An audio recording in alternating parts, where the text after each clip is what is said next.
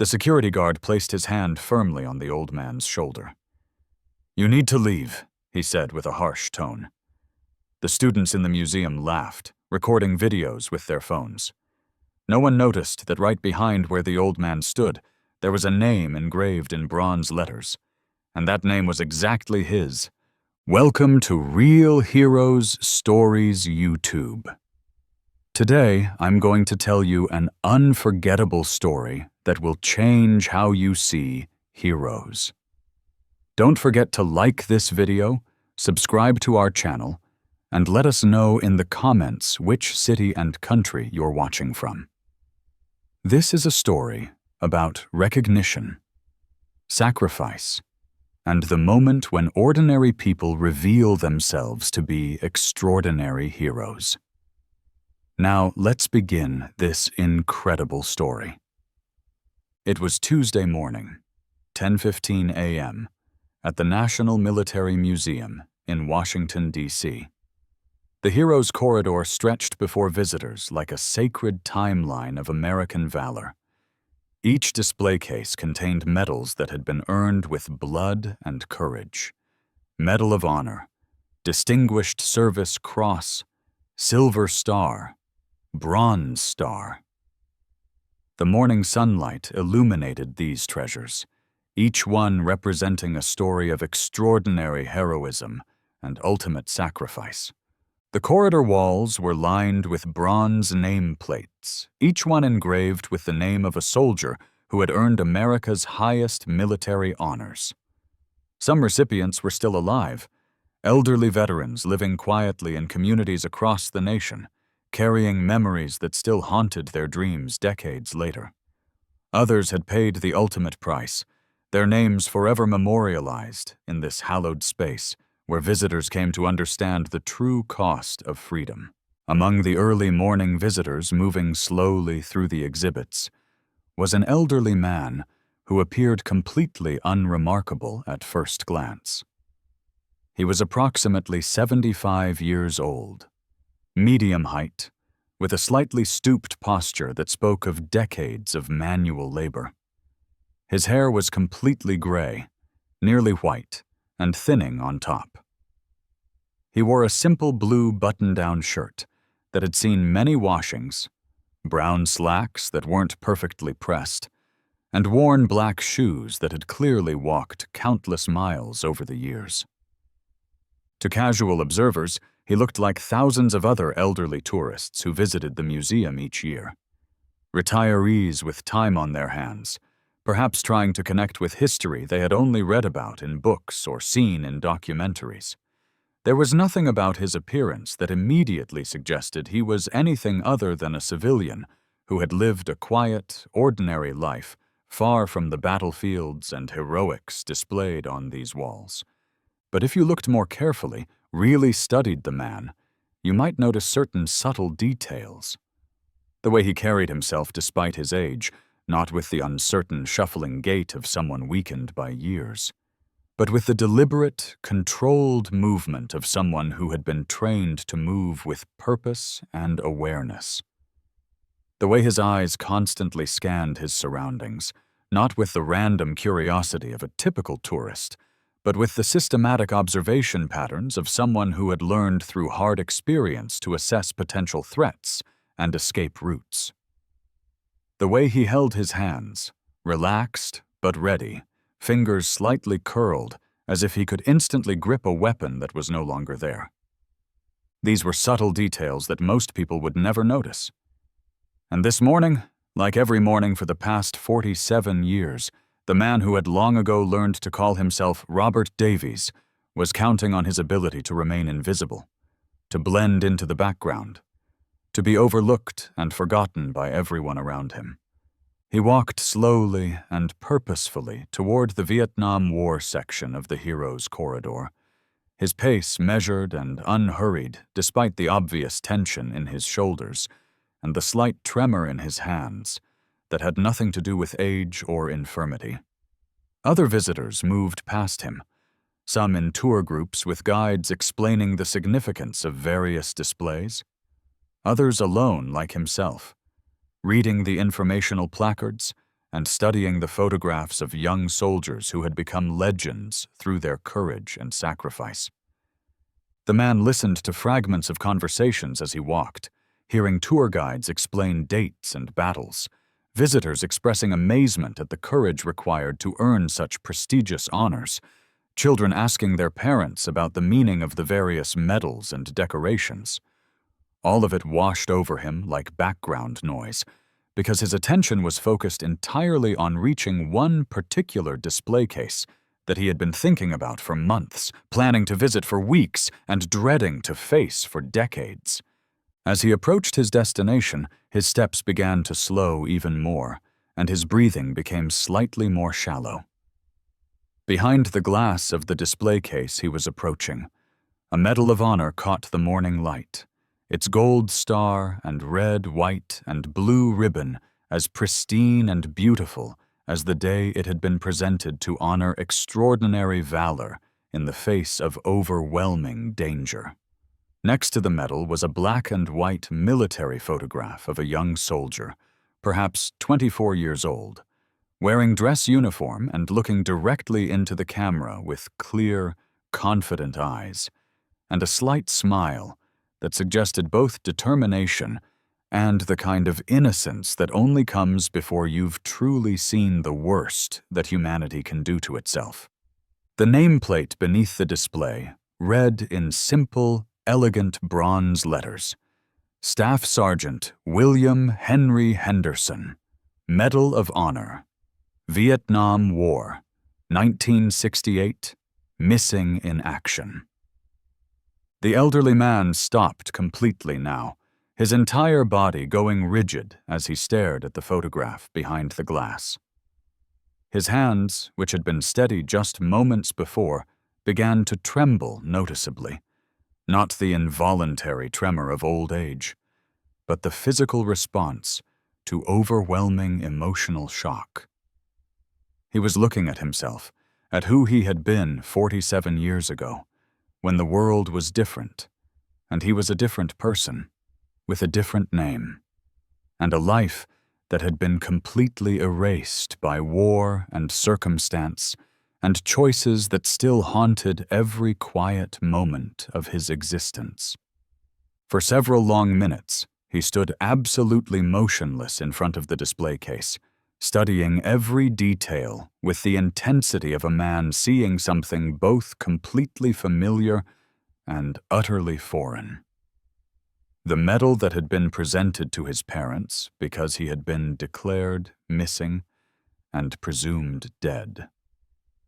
The citation describing actions he remembered with crystalline clarity, even though officially he had never survived to tell the story himself. The photograph that had been taken during his graduation from non-commissioned officer school, when he had been so young and so certain that he understood what courage and duty really meant. At 10:25 a.m., the relative quiet of the Heroes Corridor was interrupted by the arrival of a new group of visitors. 25 cadets from the United States Military Academy at West Point, moving with the crisp precision of young people who had been trained to march in formation, stand at attention, and speak with respect and authority. They wore their dress gray uniforms with obvious pride, their brass buttons polished to mirror brightness, their posture erect and military in every detail. Their guide and instructor was Major Jennifer Morrison, a career officer with 38 years of age and 15 years of active duty service, including 2 combat deployments to Afghanistan, where she had learned firsthand the weight of the decisions that military leaders must make. She had volunteered for this educational assignment because she believed deeply that future military leaders needed to understand not just the tactics and strategy of warfare, but the human cost and the moral complexity of the life and death decisions they would someday be required to make as officers. "Ladies and gentlemen," Major Morrison announced, her voice carrying the crisp authority of someone accustomed to command and respect, "you are now standing in what many people consider to be the most sacred space in American military history. The Heroes Corridor contains displays honoring recipients of our nation's highest military decorations, each one representing not just extraordinary courage, but the willingness to value the lives of fellow soldiers above personal safety or survival. The cadets responded with the focused, disciplined attention they had been trained to give their instructors. Some removed small notebooks to record important details for later study. Others activated digital recording devices to capture the presentations for review and analysis. These were serious students of military science, future officers who understood that they were not merely tourists in a museum, but inheritors of a military tradition that stretched back through every war America had ever fought. What you must understand as you view these displays, Morrison continued as she led the group deeper into the corridor, is that these medals are not simply historical artifacts or museum curiosities. They represent living examples of the leadership principles you are studying at West Point, the values you are expected to embody as officers, and the standards of conduct that will be expected of you when you are responsible for the lives and welfare of the soldiers under your command. As the group moved toward the Vietnam War section, where the elderly man stood transfixed by the Henderson display, he quietly stepped aside, hoping to avoid any disruption while still remaining close enough to hear whatever presentation might be given about his own story. He positioned himself at the back edge of the group, just another anonymous museum visitor with a casual interest in military history. Major Morrison stopped directly in front of the Henderson display case, her voice taking on a tone of particular reverence and solemnity. This Medal of Honor was awarded to Staff Sergeant William Henry Henderson for actions that took place during one of the most intense periods of the Vietnam War. Sergeant Henderson was serving with a 15-man reconnaissance unit, conducting deep penetration operations behind enemy lines near the Khe Sanh combat base in South Vietnam.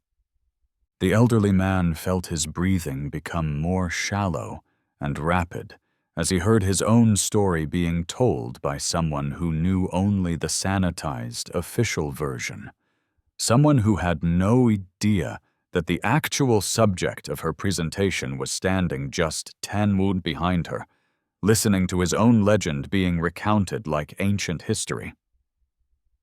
On the night of March 15, 1968, during the height of the Tet Offensive, Henderson's unit was returning from what should have been a routine reconnaissance mission when they were ambushed by a numerically superior North Vietnamese force that had been lying in wait along their planned extraction route. Morrison gestured toward the tactical diagram that accompanied the display, showing the terrain and enemy positions that had made the situation so desperate. The Americans found themselves pinned down in a narrow valley with very limited cover, taking heavy casualties from enemy machine gun positions that had been strategically placed on elevated terrain commanding the entire area.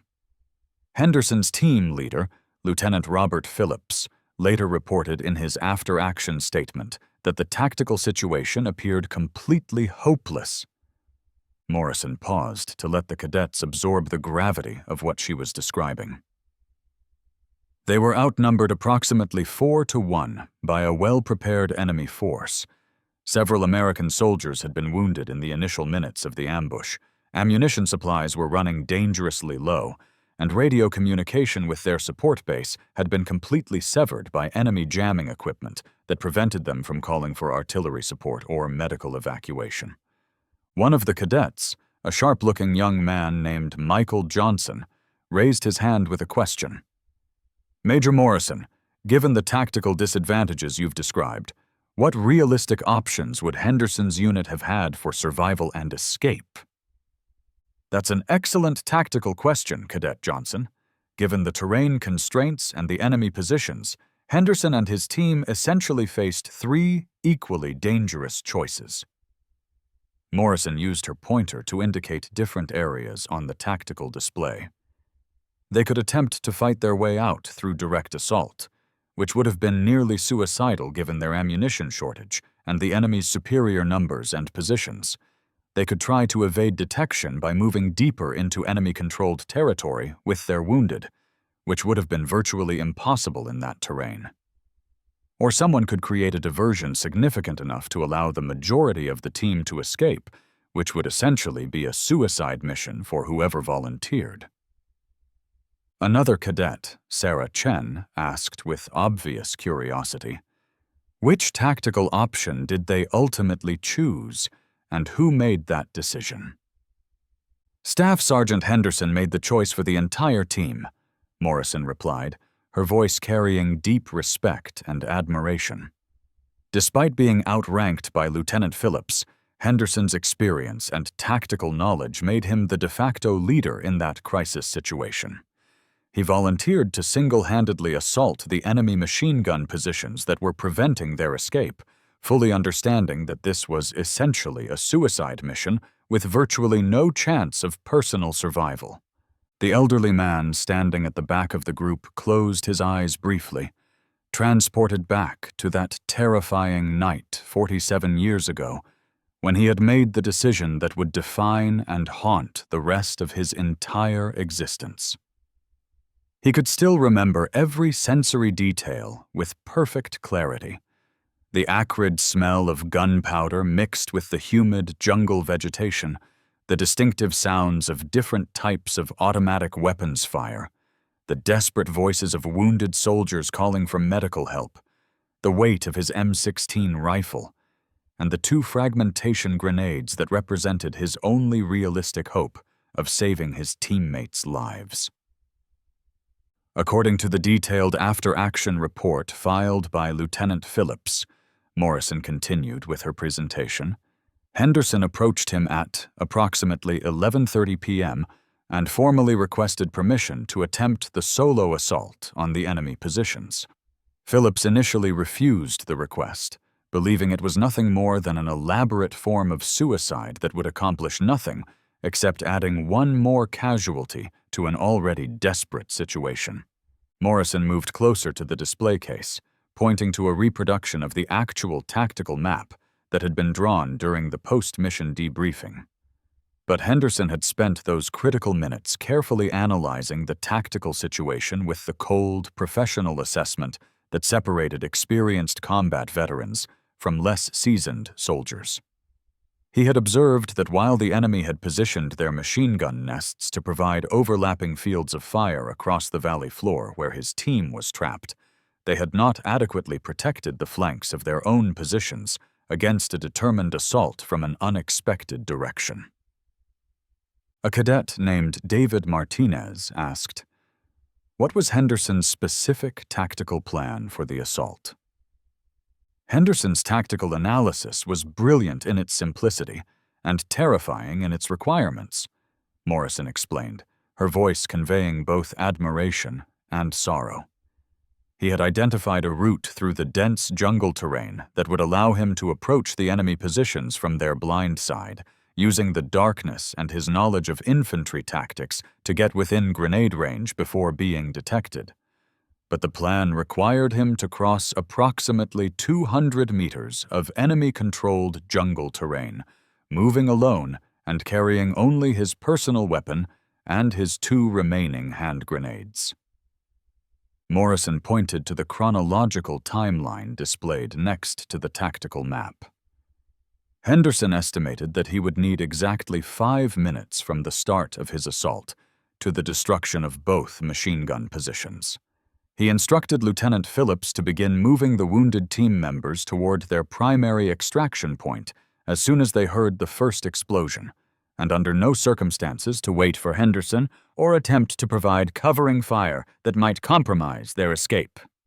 The elderly man remembered that conversation with Phillips as clearly as if it had happened yesterday instead of 47 years ago. Bobby Phillips, barely 22 years old, crying with frustration and terror as he realized that his sergeant was asking permission to die so that the rest of them could live. The weight of command, the impossible mathematics of warfare, where sometimes sacrificing one person was the only way to save many others. At exactly 11:45 p.m., Staff Sergeant Henderson began what would become one of the most remarkable individual combat actions in the history of the Vietnam War, Morrison continued, her voice taking on an almost reverent quality.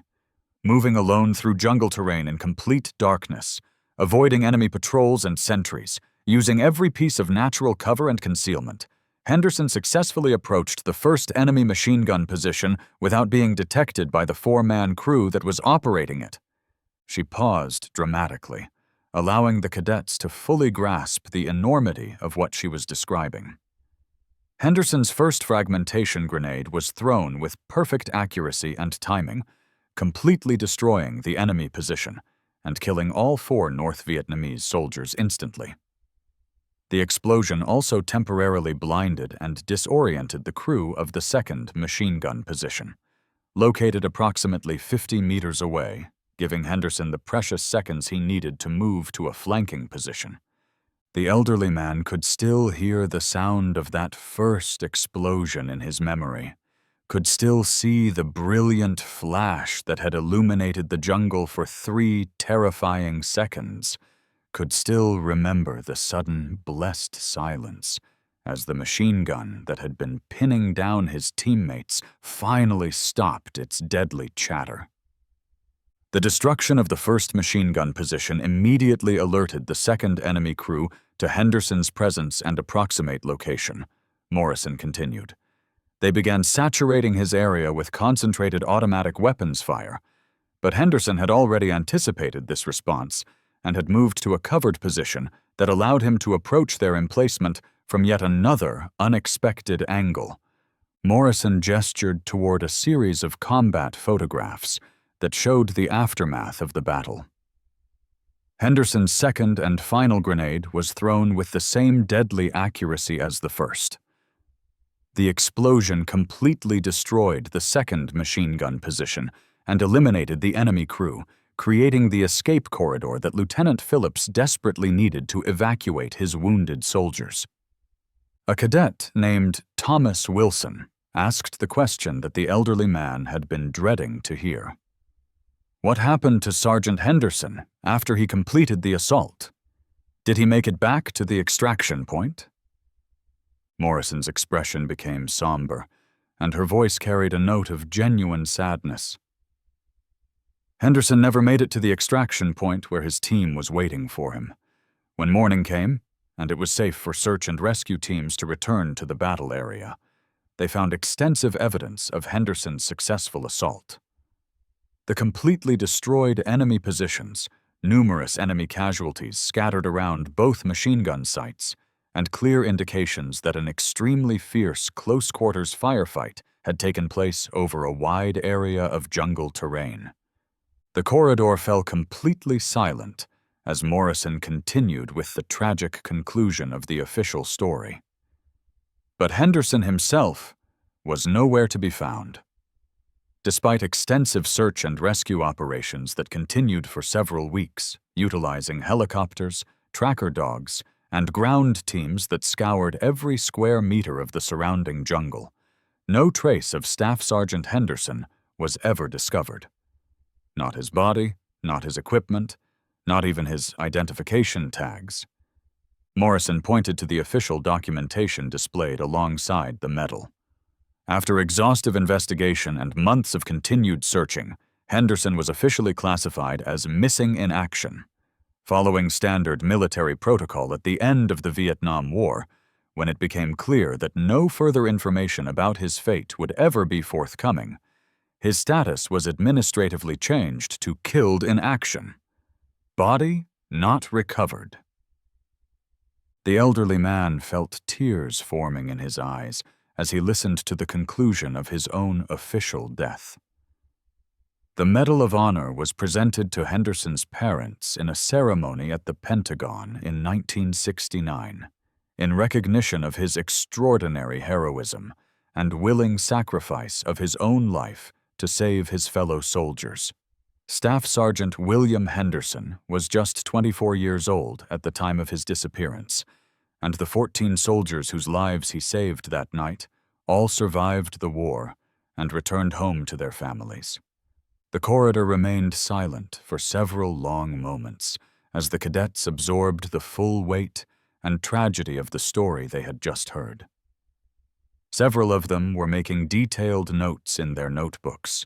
Others were clearly moved by the emotional impact of Henderson's sacrifice, and a few were studying the photograph of the young soldier who had given everything for his comrades. It was at this solemn moment that one of the cadets noticed the elderly man who had been standing quietly at the back of their group throughout the entire presentation. Cadet Johnson looked him up and down with obvious irritation, taking in his civilian clothes, his advanced age, and making immediate assumptions about his presence and his right to be listening to their official military educational tour. "Excuse me, sir," Johnson said, with the polite but firm authority of someone who had been trained to take charge of situations and maintain proper order and discipline. "We're conducting an official educational tour for military academy cadets. Could you please give us some space so we can view these displays properly without interference?" The elderly man nodded quietly and took a small step backward, not wanting to cause any disruption or draw unwanted attention to himself. "Of course," he replied in a soft voice. "I certainly don't want to interfere with anyone's education, but something about the way he spoke, perhaps the tone of his voice, or the particular way he carried himself, or some indefinable quality that spoke of military bearing despite his civilian appearance, caught Major Morrison's professional attention. She turned to look at him more closely, and what she observed made her pause with curiosity rather than irritation. "Sir," she said with genuine professional courtesy, "I hope you don't mind me asking, but you seem particularly interested in this Vietnam War display. Do you have some personal connection to this period of military history?" The elderly man hesitated for just a moment, weighing his words carefully. "You could say that I have a personal interest in some of these stories, yes." Another cadet, Thomas Wilson, was growing visibly impatient with what he perceived as an unnecessary distraction from their serious educational mission. "Major Morrison, we're here to learn about actual military heroes and real combat leadership, not to have social conversations with random museum visitors. Can we please continue with the tour?" The comment was delivered with the casual arrogance of youth, but it stung the elderly man more deeply than Wilson could possibly have imagined. Here he was, listening to young soldiers in training dismissively categorize him as irrelevant to military history, while he stood just 3 feet away from his own Medal of Honor and his own photograph and his own story of sacrifice and heroism. But Cadet Johnson was not finished with his complaints. "Yeah, seriously, Major. We're trying to learn about Medal of Honor recipients, people who actually served their country in combat and made real sacrifices. This is important military history, not some kind of public social hour where anyone can just wander in and listen to classified briefings." A third cadet, David Martinez, added his voice to the chorus of dismissive comments. "I mean, look at the guy, Major. He's obviously just another old tourist who probably never got within 100 miles of a combat zone.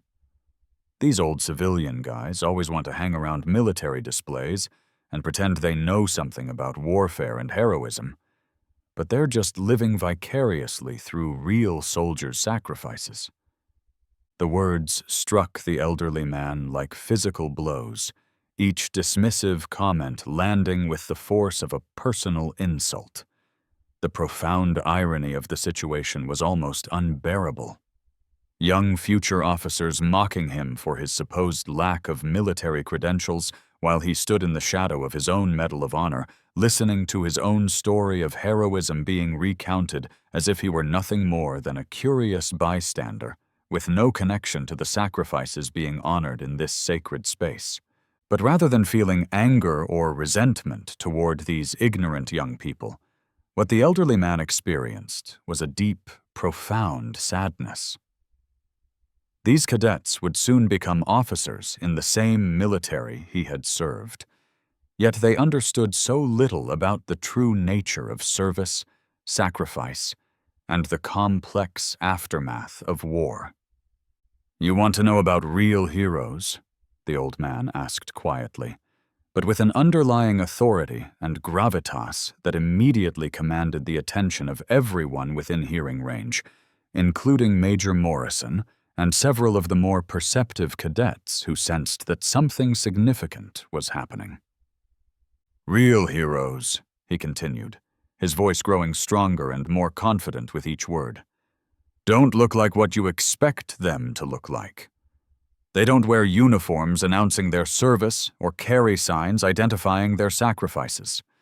They don't demand recognition or insist on special treatment. Most of the time, they look exactly like ordinary people living ordinary lives, quietly carrying extraordinary memories and experiences that they've never shared with another living soul." Cadet Johnson rolled his eyes with obvious disdain and impatience. "Okay, Grandpa, thanks for the philosophical lecture about heroism, but we're here to study documented military history and learn from actual Medal of Honor recipients, not to listen to some random old guy's personal opinions about what makes a hero." The elderly man looked directly at Johnson, studying the young cadet's perfectly pressed uniform, his confident military bearing, his obvious certainty that he understood what courage and sacrifice really meant. "What's your name, son?" he asked with quiet intensity. The directness and authority of the question caught Johnson completely off guard. Military protocol and basic courtesy required him to respond respectfully to his elders, even civilian elders, especially in a setting as sacred as the Heroes' Corridor. "Cadet First Class Michael Johnson, sir." "And after you graduate from West Point, Cadet Johnson, what do you plan to do with your military career? What kind of officer do you intend to become?" Johnson straightened his posture automatically, his military bearing becoming even more pronounced as he responded to what felt like an informal inspection. "Infantry officer, sir." "I intend to lead soldiers in combat operations, following in the footsteps and traditions of heroes like the Medal of Honor recipients memorialized in this corridor." The elderly man nodded thoughtfully, as if he were evaluating Johnson's response against some internal standard or criteria that only he understood. "That's an admirable goal, Cadet Johnson. Leadership of soldiers in combat is perhaps the most challenging and morally complex responsibility that any human being can accept. Tell me, in your extensive studies of military leadership and combat tactics at West Point, how much time and attention have you devoted to learning about the long-term psychological aftermath of combat, the ways that war changes people in fundamental ways that don't show up in official records or medal citations or after-action reports?" Johnson was beginning to feel uncomfortable with the direction and intensity of this unexpected conversation. This wasn't the kind of casual museum interaction he had anticipated, and the elderly man's questions were far more sophisticated and challenging than anything he had expected from a tourist. "We study combat stress, post-traumatic stress disorder, and military psychology as part of our leadership curriculum, sir. It's an important component of modern officer education." "That's good," the old man replied approvingly. "That's very important, and I'm glad the military is finally taking those issues seriously. But let me ask you something else, something more personal and immediate. Have you ever personally been in a situation where people were shooting real bullets at you with the specific intention of killing you? Where your friends and fellow soldiers were bleeding and dying right next to you, and you had to make split-second decisions under extreme stress that would determine whether other human beings lived or died? The question was so direct and challenging that it silenced not just Johnson, but the entire group of cadets who had been listening to this increasingly intense exchange. Johnson realized that he was being tested in some way, but he wasn't entirely sure what the test was or what kind of answer was expected of him. "No, sir," he replied honestly. "I haven't had that experience yet. But I've been extensively trained in combat simulations, tactical exercises, and stress inoculation training that's designed to prepare officers for those kinds of situations." "Training is absolutely essential," the elderly man agreed, his voice taking on the tone of someone who was genuinely trying to educate rather than embarrass or intimidate. "Realistic, demanding training saves lives and prepares soldiers for the shock and chaos of actual combat. But until you've actually been there, Cadet Johnson, until you've personally experienced that moment when everything you've trained for meets the unpredictable chaos and moral complexity of real warfare, you don't really know who you are.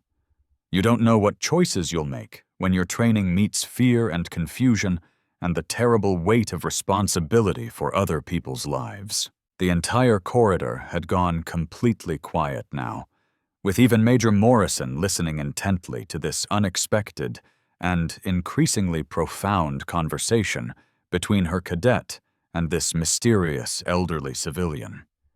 There was something in the old man's voice, an authority and depth of experience that suggested he was speaking from personal knowledge rather than theoretical understanding. At this point, Gary Patterson, the museum's head of security, approached the group with obvious concern and irritation. He had been monitoring the situation from across the corridor and had decided that the elderly man was causing too much disruption to what was supposed to be an orderly, educational tour for military academy cadets. "Sir," Patterson said with the firm authority of someone responsible for maintaining proper decorum in a public institution, "you're clearly interfering with an official military educational tour. I'm going to have to ask you to either move to a different section of the museum or leave the building entirely." "I'm not trying to cause any trouble," the elderly man replied with calm dignity. "I was just sharing some thoughts about military service and leadership with these future officers. The cadets have made it clear that you're disrupting their learning experience," Patterson responded, his voice becoming more aggressive and threatening. "This is a serious educational program, not a public forum for random civilians to share their personal opinions about military matters."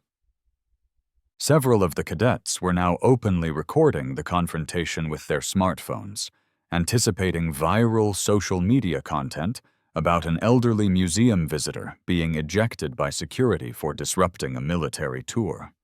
The situation was rapidly escalating beyond what anyone had intended or expected. "Look, sir," Patterson continued with obvious impatience, "I don't know who you think you are, or what gives you the right to interfere with these young people's education, but this is a military museum dedicated to honoring American heroes. If you can't show proper respect for that mission and those sacrifices, then you need to leave immediately." The elderly man looked around at all the faces surrounding him. Young cadets who had dismissed him as irrelevant, a security guard who was treating him like a troublemaker, a major who seemed torn between maintaining order and satisfying her growing curiosity about this strange encounter. Then he looked back at the display case behind Major Morrison, at his own Medal of Honor, at the photograph of his 24-year-old self, who had had no idea what the next 47 years of his life would bring. "You want to know about American heroes and military sacrifice?" the elderly man asked, his voice taking on a stronger, more commanding tone that seemed to fill the entire corridor with unexpected authority. "Let me tell you something about the soldier whose story you just heard, the man whose Medal of Honor is displayed in that case behind you." He pointed directly at the Henderson display, and something about his gesture and his tone of voice made everyone in the group focus their complete attention on what he was about to say. On the night of March 15, 1968, near the Khe Sanh combat base in South Vietnam, Staff Sergeant William Henderson was severely wounded by enemy fire after successfully destroying both machine gun positions. He fell unconscious in a bomb crater, bleeding from multiple wounds, his uniform torn, and identification tags lost. Major Morrison looked startled. These details weren't in the standard historical accounts. 3 Vietnamese villagers found him near death 2 days later. Instead of killing him or turning him over to military forces, they carried him to their village and nursed him back to health over months. The head injury caused severe memory loss. Henderson couldn't remember his identity, his unit, or how he came to be there. The specificity was remarkable. Morrison began recording. The villagers called him Anne, meaning peace. For years he lived among them as his memory gradually returned. When the war ended in 1975, Henderson faced an impossible situation. He was officially dead, had no documents, and had been living with the very people America was fighting against. The cadets had stopped their recordings and were listening intently. How could he return to America?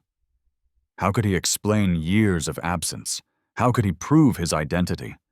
Most importantly, how could he explain surviving with help from enemy civilians? So Henderson made the hardest decision of his life. He remained dead. In 1983, he created a new identity as Robert Davies and returned to America. He lived quietly in New York for 40 years, working construction, never marrying, never speaking about his past. The old man looked around at their shocked faces. Until today, until he finally came here to see his Medal of Honor one last time. The silence was absolute. "Are you saying that you are—" Major Morrison began. "I am Staff Sergeant William Henderson," the old man said simply. "I've been dead for 47 years, but I'm standing here alive." The reaction was immediate. Johnson stepped backward in shock. Morrison dropped her phone. Patterson's mouth fell open. "That's impossible," Patterson whispered. Henderson reached into his jacket and pulled out a worn metal dog tag.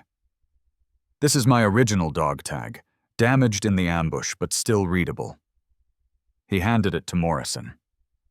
"Henderson, William H. Staff Sergeant, blood type O positive." At that moment, Dr. Margaret Thompson, the museum's emeritus director, appeared. She had been alerted about an unusual situation in the hero's corridor. "What's happening here?" she asked. "Dr. Thompson," Morrison said amazedly. "Meet Staff Sergeant William Henderson. The actual Henderson. He's alive." Dr. Thompson, who had studied military history for 30 years, looked skeptical until she began recognizing facial similarities to historical photographs. "If you're Henderson, you'll know things not in published accounts." "Test me," Henderson replied. "What was the weather that night?" "Clear skies, no moon. Temperature 73 degrees. Southeast wind at 8 knots, which I factored into my grenade throws." Dr. Thompson checked her records. Every detail matched. "Phillips's full name and background?" "Robert James Phillips, called Bobby. From Lansing, Michigan. His father owned a hardware store." "Ammunition count during the assault?" 47 rounds in my M16, but I never fired a shot. The grenades accomplished the mission." Dr. Thompson was convinced. "Sergeant Henderson, welcome home after 47 years. Henderson then explained his survival story.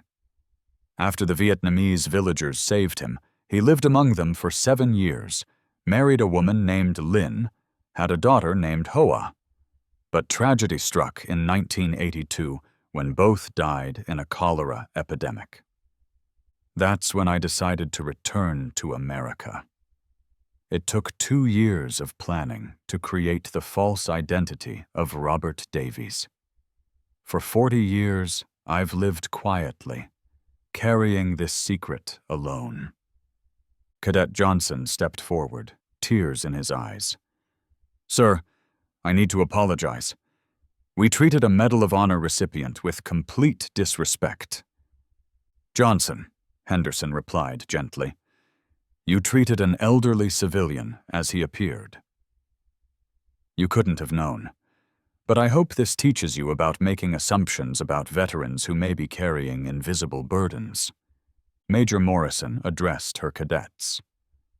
"You've witnessed something unprecedented, the return of a Medal of Honor recipient thought dead for 47 years.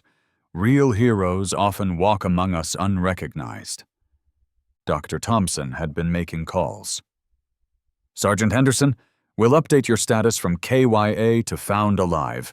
Your story will inspire generations." Henderson had one request. "When you tell my story, make sure people understand I'm not special because I survived when others didn't. I'm only special because I had comrades worth sacrificing for." Morrison stepped forward. "West Point would be honored to have you address our cadets." "I accept, but I want to bring Colonel Phillips. He's retired and deserves to share this story." "Phillips is still alive?" Dr. Thompson asked excitedly. "He is.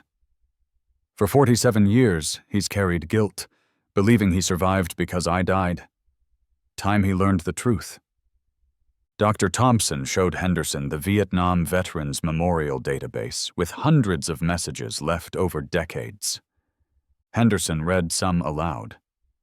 "Sergeant Henderson, thank you for showing us what courage looks like.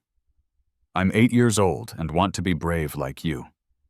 You've been gone 50 years, but America hasn't forgotten. For 47 years, I thought I was forgotten. But America kept my memory alive." The ceremony concluded with Henderson updating his status to Found Alive 2024. The cadets presented him with a West Point coin. Morrison asked, "Sir, knowing everything that happened, would you still make the same choice?" Henderson answered without hesitation, "Absolutely." 15 soldiers went home that night. They lived full lives, served their country. Phillips became Colonel Phillips, Rodriguez a doctor, Davis a businessman. Everyone multiplied my sacrifice into benefits for thousands. That's real heroism, not the moment of action, but the lifetime of positive consequences that flow from that moment. As he left the museum, no longer hiding, Morrison caught up. "What's next?" Henderson smiled. "Now I find Bobby Phillips and tell him he doesn't need guilt anymore. Then I figure out how to be William Henderson again. The hiding is over."